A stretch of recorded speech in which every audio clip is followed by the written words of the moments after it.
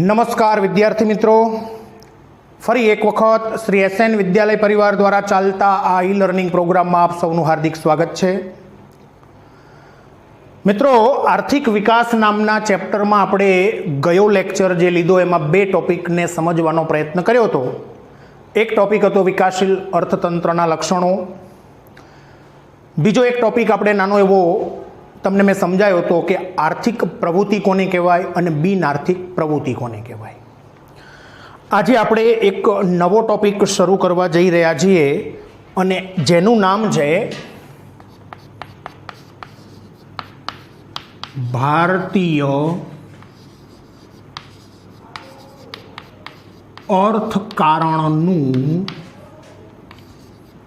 માળખું. ભારતના અર્થકારણનું માળખું આપણે જોવાનું છે. હવે જો અર્થકારણ એટલે શું, આ શબ્દ કદાચ તમારા માટે નવો છે. અર્થકારણનો બીજો અર્થ એવો થાય અર્થતંત્ર.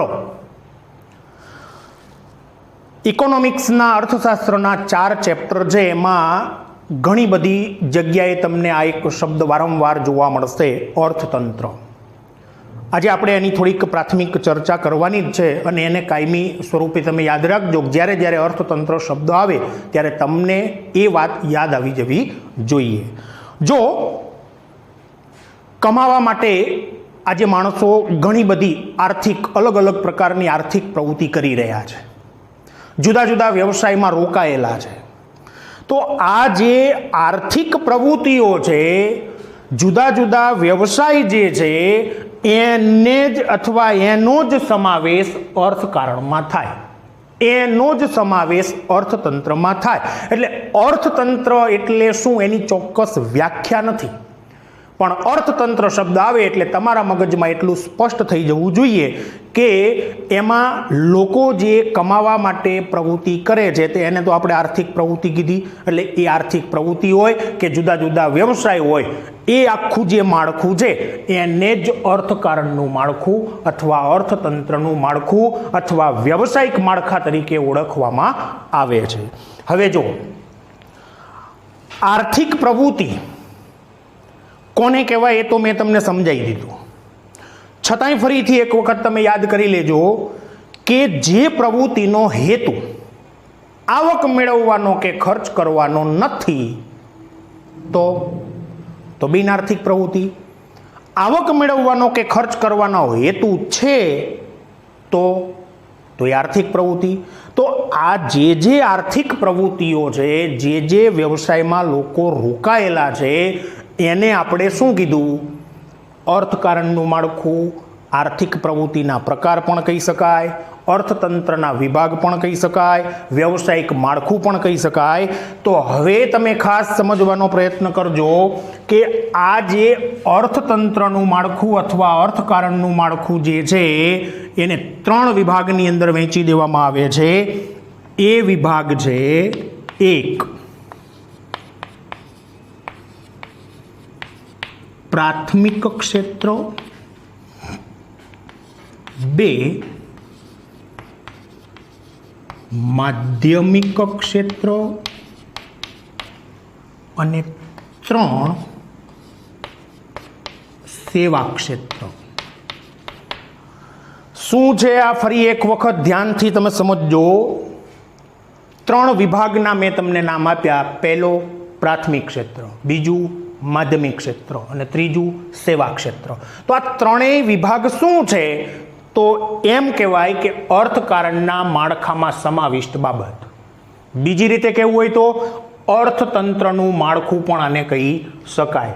ત્રીજી રીતે કહેવું હોય તો આર્થિક જે પ્રવૃત્તિઓ છે એના આ 3 ભાગ અથવા પ્રકાર છે. અને ચોથી રીતે કહેવું હોય તો વ્યવસાયિક જે આખું માળખું છે એ પણ આ જ. સમજાણું? હજી તમને સમજાય એવી બાબત કહું તો લોકો જે અલગ અલગ પ્રકારની આર્થિક પ્રવૃત્તિઓ કરી રહ્યા છે એ બધી જ પ્રવૃત્તિઓને તમારે અલગ અલગ ભાગમાં વહેંચવી હોય તો આ 3 ભાગમાં વહેંચી શકાય. તો હવે આપણે આમાં એ જોવાનું રહ્યું કે પ્રાથમિક ક્ષેત્રમાં કઈ પ્રવૃત્તિઓ આવે, માધ્યમિક ક્ષેત્રમાં કઈ પ્રવૃત્તિઓ આવે અને સેવા ક્ષેત્રમાં કઈ પ્રવૃત્તિઓ આવે. જો સૌથી પહેલાં આપણે જોઈશું કે પ્રાથમિક ક્ષેત્રમાં કઈ કઈ પ્રવૃત્તિઓનો સમાવેશ કરવામાં આવ્યો છે. તો જો 1 ખેતી, 2 પશુપાલન અથવા પશુ સંવર્ધન, 3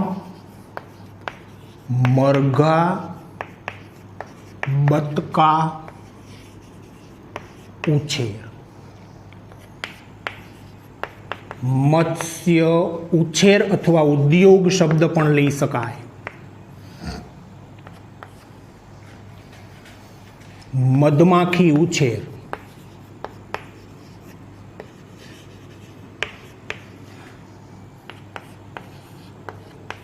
જંગલોની પેદાશો એકઠી કરવી,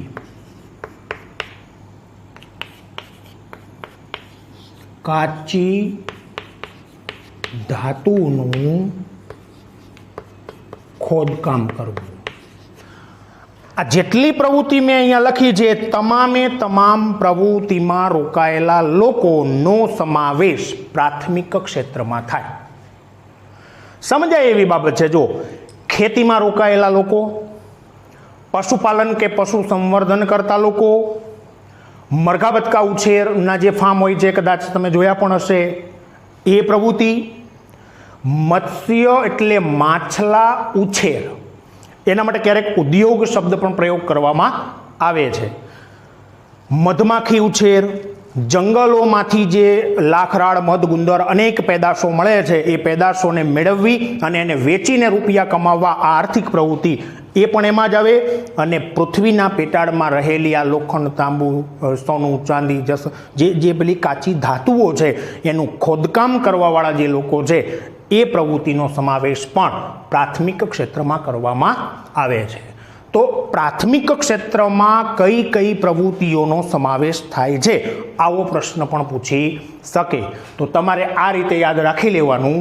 જો ખેતી, પશુપાલન, મરઘા બતકા ઉછેર, મત્સ્ય ઉછેર કે ઉદ્યોગ જે શબ્દ વાપરે એ સ્વીકારી લેવાનો, મધમાખી ઉછેર, જંગલોની પેદાશો એકઠી કરવી અને કાચી ધાતુનું ખોદકામ કરવું, આ બધી જ પ્રવૃત્તિઓનો સમાવેશ પ્રાથમિક ક્ષેત્રમાં કરવામાં આવ્યો છે.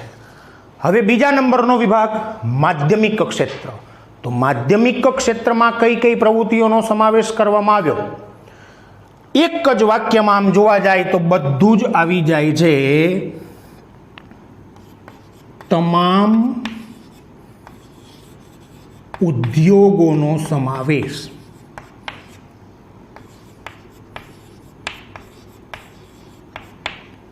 ચોપડીમાં એક શબ્દ બાંધકામ પણ છે.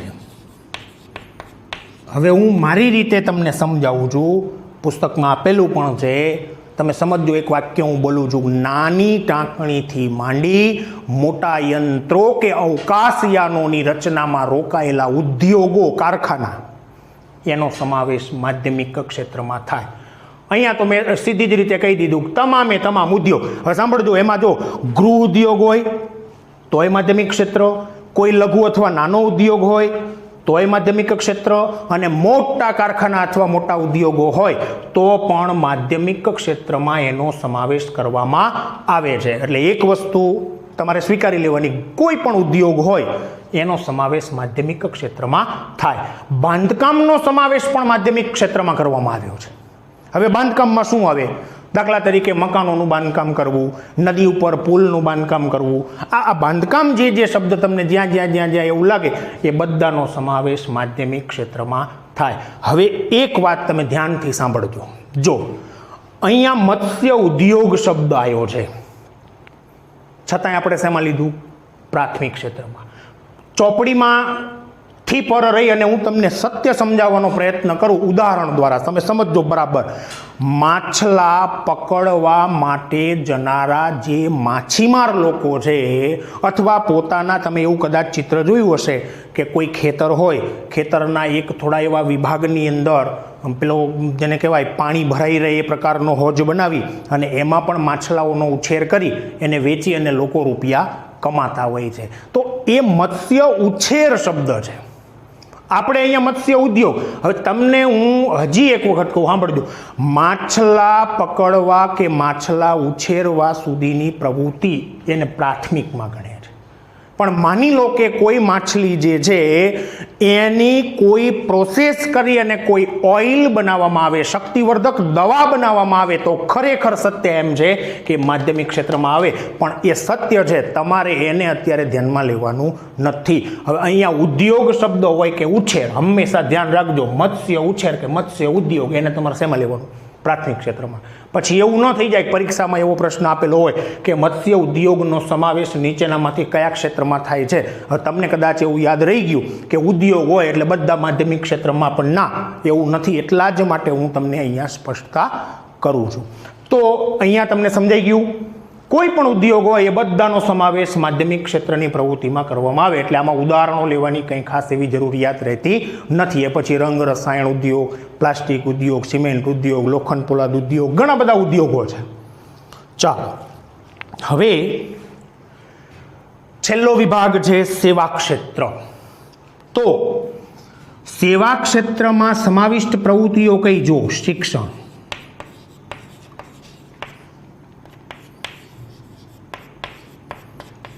આરોગ્ય, પરિવહન,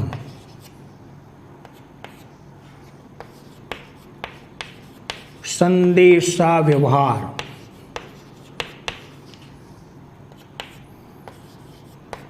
બેન્કિંગ, વીમા કંપનીઓ દ્વારા અપાતી સેવા, પ્રવાસન, મનોરંજન, આ બધી જ પ્રવૃત્તિઓનો સમાવેશ સેવા ક્ષેત્રમાં કરવામાં આવ્યો છે. હવે તમે જુઓ કઈ કઈ પ્રવૃત્તિઓ કીધી. એક, શિક્ષણ. બે, બીમાર પડો ત્યારે આપણે જે જરૂર પડે છે ડૉક્ટર વગેરેની સારવાર, એ આરોગ્યલક્ષી સેવાઓમાં આવે. એ જ રીતે પરિવહન, એનાય તમે ભાગ પાડો. બસ દ્વારા અપાતી સેવા, રેલવે દ્વારા અપાતી સેવા, વિમાન દ્વારા અપાતી સેવા, સેવા શબ્દ લાગે છે. એ જ રીતે સંદેશા વ્યવહારનો સમાવેશ પણ એમાં થાય. બેંક દ્વારા અપાતી સેવા, એનો સમાવેશ આમાં થયો. જુદી જુદી LIC જેવી અનેક વીમા કંપનીઓ દ્વારા, એ પણ સેવા ક્ષેત્ર. પ્રવાસન, જાણો છો ને?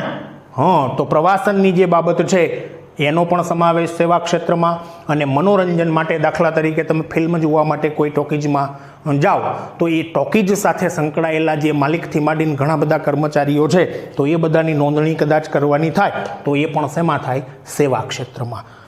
હવે એક વસ્તુ ચોપડીથી પર જઈને તમને હું સમજાવવાનો પ્રયત્ન થોડો કરું છું.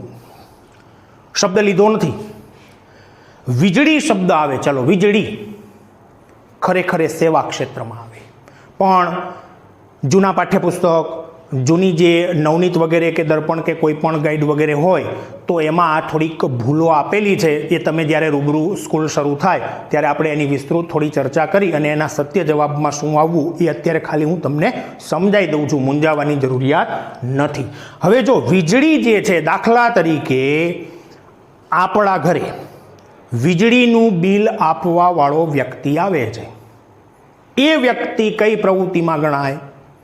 સેવા ક્ષેત્રમાં ગણાય. પણ હવે તમે સાંભળજો કે કોઈ એવું એક, માની લો કે કોલસા આધારિત અથવા તો ગમે એક વિદ્યુત મથક છે જ્યાં વીજળીનું ઉત્પાદન થાય છે, તો એમાં રોકાયેલા કર્મચારીઓનો સમાવેશ શેમાં થાય? તો એમ કહે છે કે માધ્યમિક ક્ષેત્રમાં થાય. એ ઉદ્યોગ છે. સમજાણું? પણ આ એક પ્રશ્ન ઘણા વર્ષોથી ચાલ્યો આવ્યો છે. ચોપડી આજે બદલાઈ ગઈ છે 2 વર્ષથી, એ સિવાય જે નવનીતા તે ઘણી બધા પ્રકાશનો છે એમાં પણ ઘણી બધી ભૂલો રહેલી છે, એટલે એ બાબતને તમારે અત્યારે સહેજે ધ્યાનમાં લેવાની થતી નથી. અત્યારે તમારે ખાલી એટલું જ યાદ રાખવાનું, ફરીથી એકવાર હું તમને ઝડપથી કહી દઉં છું. જો ભારતીય અર્થકારણના માળખામાં શેનો સમાવેશ થાય છે? પ્રશ્ન 1. પ્રશ્ન નંબર 2, અર્થતંત્રનું માળખું જણાવો એમ પણ પૂછે. અર્થતંત્રના ક્ષેત્રો જણાવો એમ પણ પૂછે. આર્થિક પ્રવૃત્તિના વિભાગ અથવા પ્રકાર જણાવો કે વ્યવસાયિક માળખું જણાવો. આ ગમે તે રીતે પૂછવાનો પ્રયત્ન કરે તો એમાં તમારે આ 3 ક્ષેત્રો યાદ રાખવાના છે: પ્રાથમિક ક્ષેત્ર, માધ્યમિક ક્ષેત્ર અને સેવા ક્ષેત્ર. તમને વિકલ્પમાં પણ આ બાબતો ઘણી રીતે કામ લાગશે. તમારે શોધવાની હશે કે ભાઈ પ્રાથમિક ક્ષેત્રની પ્રવૃત્તિ કઈ છે, ગોતો. માધ્યમિક ક્ષેત્રની પ્રવૃત્તિ કઈ છે, જણાવો. સેવા ક્ષેત્રની પ્રવૃત્તિ કઈ છે તે જણાવો. તો આ તમે આ પ્રવૃત્તિઓ જો થોડી મોઢે કરેલી હશે તો તમને એ ગોતવામાં સરળતા પડશે. હવે જો અર્થતંત્રના આ 3 ક્ષેત્રોનો અભ્યાસ કર્યા પછી તમને હું એક પ્રશ્ન કરું છું, એનો જવાબ માનું કે તમને આવડી જવો જોઈએ. ચાલો, આપણો દેશ શેમાં આવે? વિકસિત કે વિકાસશીલ? વિકાસશીલ દેશ. હવે સાંભળજો, વિશ્વનો કોઈ પણ વિકાસશીલ દેશ હોય એમાં આ 3માંથી કયા ક્ષેત્રનું મહત્વ વધુ હોય? રોજગારીમાં પણ અને રાષ્ટ્રીય આવકમાં પણ. વિચારો, કયા ક્ષેત્રમાં રોકાયેલા લોકોનું પ્રમાણ વધુ હોય અને એ જ ક્ષેત્રનો રાષ્ટ્રીય આવકમાં પણ ફાળો વધુ હોય? ચલો, વિકાસશીલ દેશનું ચિત્ર શું હોય? તો તમને તરત સમજાઈ જાય કે વિકાસશીલ દેશમાં રોજગારીમાં તમે જુઓ કે રાષ્ટ્રીય આવકમાં જુઓ, પ્રાથમિક ક્ષેત્રનો ફાળો વધુ જોવા મળે છે. આ બધી પ્રવૃત્તિઓ જુઓ તોય ખબર પડી જાય કે વિકાસશીલ દેશમાં આ પ્રાથમિક ક્ષેત્રનું મહત્વ રોજગારીમાંય વધુ છે અને રાષ્ટ્રીય આવકમાં પણ વધુ છે. પણ જેમ જેમ દેશનો આર્થિક વિકાસ થતો જાય એમ ચિત્ર થોડું બદલાતું જાય છે. કઈ રીતે બદલાતું જાય? તો પ્રાથમિક ક્ષેત્રનું મહત્વ સાંભળજો, રોજગારીમાંય ઘટે, એટલે એમાં લોકોનું પ્રમાણ ધીમે ધીમે શું થતું જાય? ઘટતું જાય. અને રાષ્ટ્રીય આવકમાં ફાળો જે હોય એ પણ ધીમે ધીમે ઘટતો જાય. અને સામે શું થાય છે? જો માધ્યમિક ક્ષેત્ર અને સેવા ક્ષેત્ર બેયનું મહત્વ રોજગારીમાં પણ વધે અને રાષ્ટ્રીય આવકમાં પણ વધે. ક્યારે? દેશનો જેમ જેમ આર્થિક વિકાસ થતો જાય તેમ. તો આપણા દેશમાં પણ એવું જ બન્યું છે. તમારે આંકડા આમ તો ભણવામાં આવતા નથી, પણ આંકડાકીય માહિતીઓ જ્યારે મેં વાંચેલી છે ત્યાં સુધી કે અગાઉના આંકડા તમે રોજગારીના અને રાષ્ટ્રીય આવકના જુઓ તો આ જે ક્ષેત્રના વધુ પડતા હતા એ ધીમે ધીમે ઘટી અને આ જે માધ્યમિક ક્ષેત્ર અને સેવા ક્ષેત્રના આંકડાઓ ઓછા હતા એ ધીમે ધીમે રોજગારી અને આવકમાં વધી રહ્યા છે. તો હું અહીંયા એક પ્રશ્ન મારી રીતે જો બનાવવાનો થાય તો એવો બનાવી શકાય કે ભારતીય અર્થતંત્ર ક્રમશઃ વિકાસ સાધી રહ્યું છે. કદાચ એમ પૂછે, હાલો કે સમજાવો. પ્રશ્નને બરાબર વિચારો. જો આપણા દેશનું જે અર્થતંત્ર છે, હમણાં જ મેં તમને અગાઉ એ કીધું હતું, અર્થતંત્ર શબ્દ આવે એટલે તમારે સાંભળી લેવાનું કે આ 3 વસ્તુ આવે. તો આપણા દેશનું અર્થતંત્ર ધીમે ધીમે ક્રમશઃ વિકાસ સાધી રહ્યું છે. બીજી રીતે હું તમને એમ કહું કે આપણો દેશ વિકસિત દેશ બનવા તરફ આગળ વધી રહ્યો છે. કેમ એવું કીધું? વિકસિત દેશોનું ચિત્ર ખરેખર શું હોય છે? ત્યાં સેવા ક્ષેત્ર અને માધ્યમિક ક્ષેત્રનું પ્રમાણ વધારે હોય, રોજગારી અને આવક બેયમાં ફાળો વધુ હોય, આનો ફાળો બિલકુલ ઓછો હોય. આપણા જેવા વિકાસશીલ દેશમાં ભારતમાં શું છે તો એ મેં તમને હમણાં જ સમજાવ્યું. તો હવે તમે વિચાર કરો, વિકસિત દેશ બનવા તરફ આપણો દેશ આગળ વધે છે એવું તમારે સાબિત કરવાનું આવે, અથવા આપણા દેશનું અર્થતંત્ર ક્રમશઃ વિકાસ સાધી રહ્યું છે સમજાવો. તેમાં કશું જ કરવાનું નથી. ફરીથી પાછું એક વખત એનો જવાબ હું તમને આપી દઉં. આવો પ્રશ્ન આવે તો આપણે એમાં શું લખવું પડે? તો જો વિકાસશીલ એવા ભારતની અંદર, વિકાસશીલ દેશ એવા ભારતમાં પ્રાથમિક ક્ષેત્રનું મહત્વ રોજગારી અને રાષ્ટ્રીય આવકમાં વધુ છે. પણ જેમ જેમ જેમ જેમ ભારતનો આર્થિક વિકાસ થતો જાય છે તેમ રોજગારી અને આવકમાં પ્રાથમિક ક્ષેત્રનું મહત્ત્વ ઘટતું જાય છે, જ્યારે માધ્યમિક અને સેવા ક્ષેત્રનું મહત્ત્વ રોજગારી અને આવકમાં વધતું જાય છે. આ પરથી કહી શકાય કે આપણા દેશનું અર્થતંત્ર ક્રમશઃ વિકાસ સાધી રહ્યું છે અથવા ભારત ધીમે ધીમે વિકસિત દેશ બનવા તરફ આગળ વધી રહ્યો છે. સમજાઈ ગયું? ચાલો આજે આપણે આ એક ટોપિક પૂરતું જ રાખીશું. નવો જે ટોપિક છે એને આપણે નવા લેક્ચરમાં શરૂ કરીશું. તો ફરી એક વખત અગાઉ પણ હું તમને 2-3 વાર કહી ચૂક્યો છું કે અર્થશાસ્ત્રના ટોપિક છે, સમજવા સાથે કામ લેવાનું છે. એક લેક્ચર જે છે એને 1 વાર 2 વાર 3 વાર સાંભળવાનો, બરાબર સમજવાનો પ્રયત્ન કરવાનો છે. અત્યારે હું તમને કંઈ જ લખવા આપતો નથી. મેં તમને અગાઉ પણ એક લેક્ચરમાં કીધું હતું કે આ તમામ એવા પ્રશ્નો છે જેના એકદમ તમને સમજાય, તમને સરળતાથી યાદ રહી જાય એવી સરળ ભાષામાં હું તમને જવાબ સહિત લખાવવાનો છું. ચાલો, જય ગુરુદેવ.